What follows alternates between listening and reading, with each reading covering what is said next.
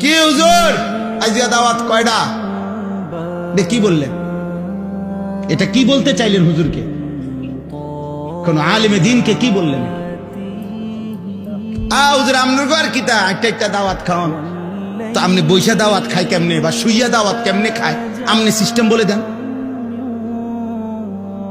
আপনার যেহেতু কামড়াইতে আছে হুজুরের দাওয়াত খাওয়াতে, তাহলে আপনি যে আপনারে দাওয়াত খাওয়াইতে আপনি বলেন যে হে গ্রামবাসী, আপনারা হুজুর ইমাম আলেম ওনা করে দাওয়াত না খাওয়াইয়া আমার মতো একটা বুঝমান বিড়ি খাওয়াইন না, চা দুয়ারে গপ মারুন না, টেলিভিশন দেখুন না, আমারে আপনারা সবাই দাওয়াত খাওয়ান।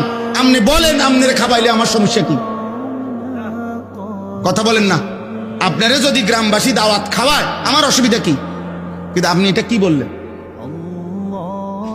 এই জন্য মন চাইলেই বলে ফেললেন।